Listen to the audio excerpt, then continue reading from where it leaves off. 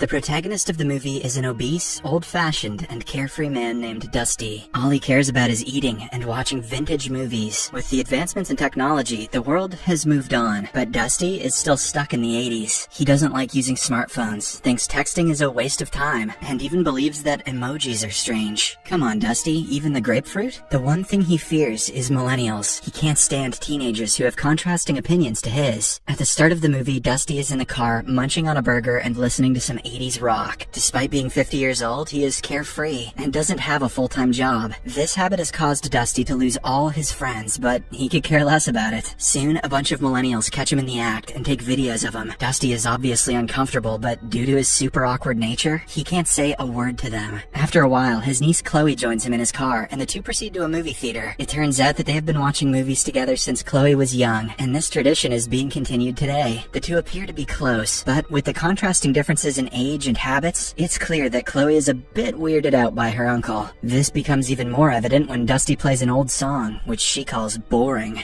Get out of the car, Chloe. On reaching a theater called Cinethrax, the uncle-niece duo starts debating on what movie to watch. Dusty wants to go with a vintage 80s movie, which he has already seen 10 times, but Chloe wants to watch a Cinethrax exclusive 3D movie called Chosen, and eventually the stubborn niece gets her way. They then head to the ticket line, where a lot of millennials are clicking selfies and texting. As expected, Uncle Dusty is disgusted by the sight. And to make matters worse, he doesn't even have the money to purchase the movie tickets, because they're that expensive. This is part of modern living that Uncle Dusty can't run away from. Hence, Chloe reluctantly coughs up some cash. Strangely, all the Cinethrax employees, including the ticket seller and the bouncers, have a weird and gloomy look on their faces. Sounds normal to me. Before entering the main theater, Uncle Dusty checks his 3D glasses into the bin and brings out his own bulky glasses, which he calls shifters. Apparently, he hates 3D movies so much that he has brought these shifters to flatline them into normal 2D movies. He has even brought a pair for his niece Chloe, but as expected, the latter doesn't want to wear them. After this, Dusty heads to the canteen to buy some popcorn. There, some millennials gang up on him and inquire if he has accidentally ended up in the 3D section. Dusty simply says that he is a movie freak and leaves. Weird flex, but okay. When he enters the main theater, he finds the manager of Cinethrax, a good-looking guy named Zach, flirting with Chloe. However, as soon as Dusty approaches them, Zach makes an excuse and leaves. However, at the same time, two of Chloe's friends arrive and sit next to her. It turns out this was her plan all along. The movie time with her uncle was just an excuse to get out of the house. Dusty is annoyed that Chloe's not spending time with him, and also because her friends have taken his seat. He tries convincing her to sit with him, but Chloe doesn't want to. She has started seeing her uncle as a boring person who will embarrass her in front of her friends every chance he gets. Hearing this, Dusty becomes sad, but still, he decides to sit right behind Chloe's seat. Soon, Zach gets on stage and announces that the movie is about to begin. He lays out the rules that no one is allowed to use their phones, and that everyone has to put their Cinethrax 3D glasses on. The millennials are pumped up with the announcement, and they start cheering in excitement. Then, the movie Chosen finally begins. It is a love story with some pretty weird acting and storylines, but nonetheless, because of the ultra-realistic 3D action, the millennials are loving it. They scream and cheer at literally every bit of dialogue. However, Uncle Dusty, who is not wearing any glasses, is left disappointed with the movie. He can't wait to go home already. Shortly after, he remembers his shifter glasses and decides to put them on. However, because they flatline the 3D into a boring 2D version, Dusty is still not intrigued. So, he decides to annoy the other people around. He sees one of Chloe's friends texting and reminds her that using the phone is not allowed in the theater. In fact, he causes a minor ruckus, which doesn't sit well with the other millennials there. At last, when Dusty still refuses to back down, Chloe tells her friend to stop using the phone so that they can watch the movie in peace. Dusty believes that he has won, completely oblivious that he's embarrassing his niece in front of her cool friends. As the movie goes on, Dusty gets more and more bored. In one scene, he notices something very unusual, as if the screen is faulty. However, when he takes off his shifter glasses, there is nothing. Confused, Dusty wants to try on the Cinethrax glasses to see what the real movie experience is like. He asks Chloe to lend her his glasses for a while, but by this time, she is fed up with her uncle's childish antics. She bluntly berates him for embarrassing her in front of her friends, and requests him to act normally. Left with no options, Uncle Dusty puts on his shifter glasses and continues watching the movie. Suddenly, he notices a giant worm-like creature peering through the screen. All the millennials in the theater are completely oblivious to the worm's presence, but Dusty can see it clearly. Terrified, he quickly takes off his glasses and with this, the worm disappears. A few minutes pass by, but the worm is nowhere to be seen. So, Dusty suspects that it has something to do with his 2D glasses. Hence, he puts them back on, and as soon as he does, the giant worm attacks him with its suckers. Dusty screams in horror and causes chaos inside the theater. He also drops his popcorn all over Chloe and her friends. Enraged, the millennials start calling him names, but Dusty is sure that there is something unusual going on inside the theater. He tries explaining it to Chloe, but as expected, she is having none of it. Instead, she is embarrassed and expresses her regrets about him being there. The commotion soon attracts the Cinethrax manager Zach, who approaches Dusty and takes him away, much to the delight of the other millennials. Get that boomer out of here!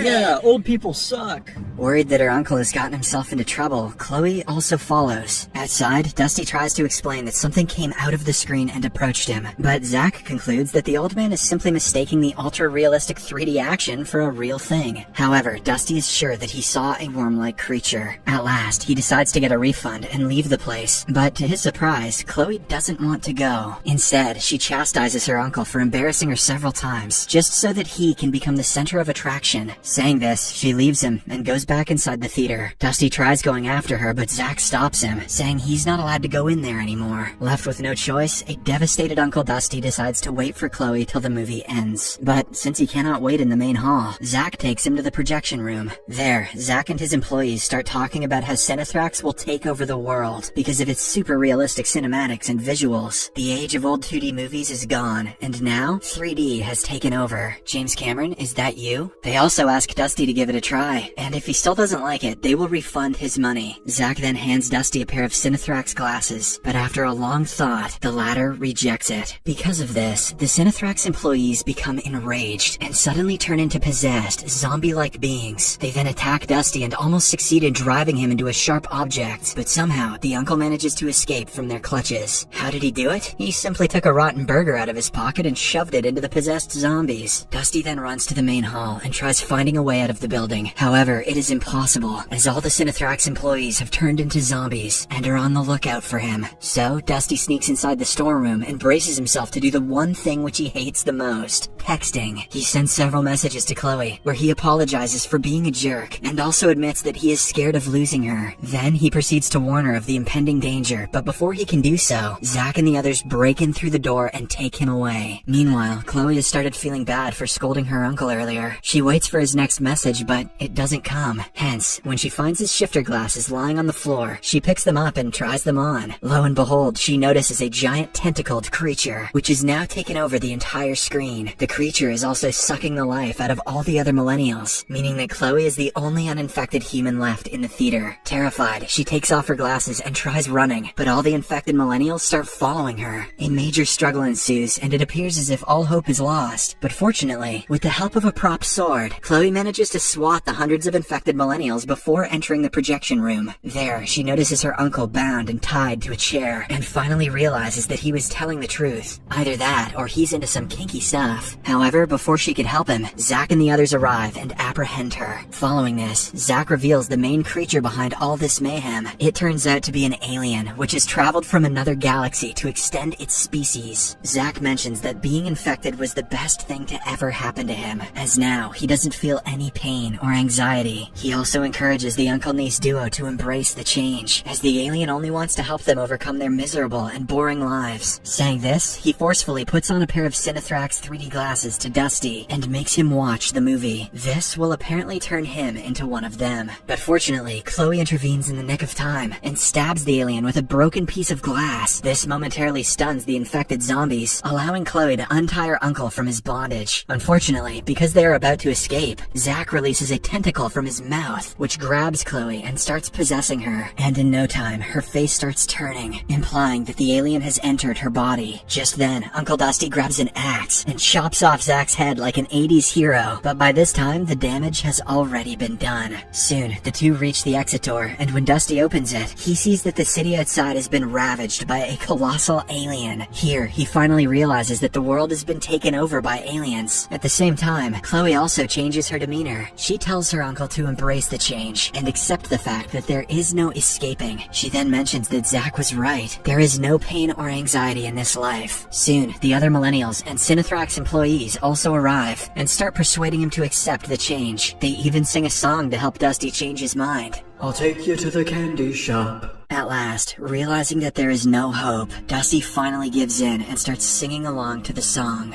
I'll let you lick the lollipop. In the last scene, all the people get back inside the theater, where the same movie is being played. Chloe, who is now completely possessed, gives her uncle a pair of the Cinethrax glasses, so that he can embrace the change and become one of them. The movie ends as Dusty anxiously waits for the alien to arrive and possess him.